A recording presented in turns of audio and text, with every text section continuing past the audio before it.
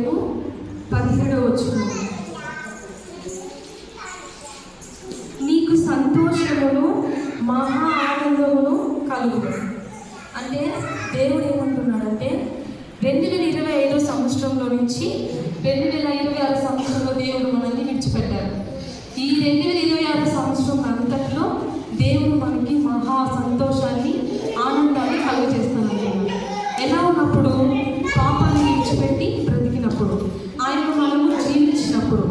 మనము ఎలా జీవించాలంటే దేవుని దగ్గర మనం ఏమైనా తెలిసి తెలియక తప్పులు చేసినా కూడా ఈ 2026 సంవత్సరంలో ఆ తప్పులన్నింటినీ విడిచిపెట్టి మనము దేవునిలో జీవించాలి. మొట్టమొదటిగా మనం ఆయన ప్రార్థించాలి. 2025 సంవత్సరంలో ఎలా ఉన్నామంటే, కానీ 2026 సంవత్సరంలో మటుకు మనము జాగ్రత్తగా జీవించాలి. ఎందుకంటే మనకంటే గనులు, మనకంటే ఐశ్వర్యవంతులు చనిపోయారు, కానీ మనల్నైతే దేవుడు సజీవు లెక్కలో ఈ లోకంలో నిలబెట్టారు. అందును బట్టి దేవుని కోసం అందరూ హల్లెలూయా చూడదామా? హల్లెలూయా, హల్లెలూయా, ఆమేన్. మనం అలాగే ఇంకొక వాక్యం చూసుకున్నట్లయితే కీర్తనల గ్రంథము 90వ అధ్యాయము 14వ వచనం.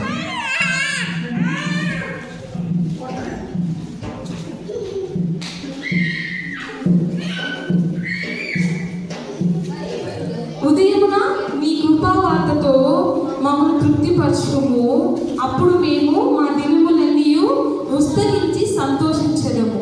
దేవుడు ఏమంటున్నాడంటే, ఉదయంలో లేవగానే మనం ఆయన ఫస్ట్ ప్రార్థించాలి, ఆయన వాక్యం చదవాలి. ఫస్ట్ ప్రార్థించాలి, వాక్యం చదవాలి, తర్వాతే మనం ఏ పనైనా చేసుకోవాలి. అప్పుడు దేవుడు మనతో ఉంటాడు. అలాగే మనం చేసినప్పుడు ఈ లోకంలో మనము ఆశీర్వదించబడతాము. ఎందుకంటే ఇప్పుడు చలికాలంలో మనము చలిమంటలు వేస్తాం కదా, దాంట్లో మనం ఏం వేస్తాం? వేస్టేజ్ మొత్తం దాంట్లో వేసి కాలబెడతాం.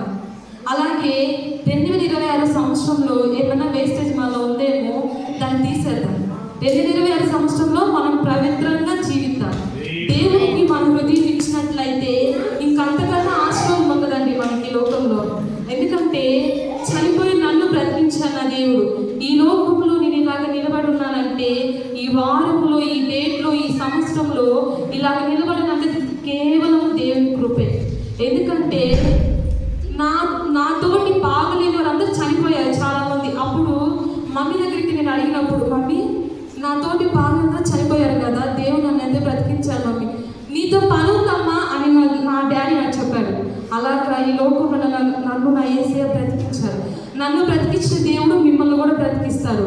అలాగే మనము కీర్తనల గ్రంథము 92వ అధ్యాయము 12వ వచనం చూసుకున్నట్లయితే, నీతిమంతులు ఖర్జూర వృక్షము వలె మువ్వ వేయుదురు, లెబోను మీద దేవదారు వృక్షము వలె వారు ఎగురుదురు. అంటే దేవుడు ఏమంటున్నాడంటే, ఖర్జూర వృక్షం తెలుసు కదా మీకు, ఖర్జూర పండు అది ఎంత మధురముగా ఉంటుంది. ఆ పండు ఎంత బాగుంటుంది చూడటానికి కూడా, దాన్ని తింటే కూడా మనకు బలం. అలాగే దేవుడు మనల్ని ఆశీర్వదిస్తాను అంటున్నాడు. లెబోను మీద దేవదారు వృక్షం, లెబోను మీద అంటే ఆ దేవదారు వృక్షం చుట్టూ ఎన్నో బండలు కప్ప ఉన్నా కూడా దేవుడు దాన్ని ఆశీర్వదించి ఆ బండల నుంచి దాన్ని లేపి నిలబెట్టాడు. అలాగే మన చుట్టూ మనల్ని పడగొట్టాలని ఎవరు చూస్తున్నా కూడా దేవుడు మనల్ని పడగొట్టలేరు. ఎందుకంటే దేవుడు నిలబెట్టిన వారిని ఎవరు పడగొట్టలేరు, దేవుడు పడగొట్టిన వారిని ఎవరు నిలబెట్టలేరు. అందుకని దేవుడు నిలబెట్టిన వారిగా మనం ఉండాలి. మనుషులు పొగడ్తల కోసం మనము జీవించకూడదు. మనుషులు పొగడ్తలు వచ్చి కొన్ని రోజులే, దేవుడి పొగడ్తలు వచ్చి మన జీవితం అంతా మన తోడు ఉంటాయి. అలాగే మనం జీవించినట్లయితే దేవుడు మనల్ని ఆశీర్వదిస్తారు. ఈ లోకంలో మనకంటే ఎంతో మంది, జోసెఫ్ పాస్టర్ తెలుసు కదా మీకు, పొట్టి పాస్టర్ అంటాడు కదా ఒక ఆయన కూడా మంచి సేవకుడు, ఆయన కూడా చనిపోయాడు. కానీ దేవుడు మనకి లోకంలో నిలబెట్టాడు. ప్రవీణదయ్య ఆయన కూడా మంచి సేవకుడు, మంచి స్పీకర్, ఆయన కూడా చనిపోయాడు. కానీ దేవుడు మనల్ని అయితే ఈ లోకంలో నిలబెట్టాడు. ఈ 2026 సంవత్సరంలో మనము ఆయన ఆశీర్వాదాన్ని పొందుకోవాలి. మదిలో ఏముండాలి? వాక్యం ఉండాలి. గదిలో ప్రార్థన ఉండాలి. వీధిలో దేవుని సాక్ష్యం ఉండాలి. అలాగా జీవించినట్లయితే ఈ లోకంలో మనల్ని దేవుడు ఆశీర్వదిస్తాడు.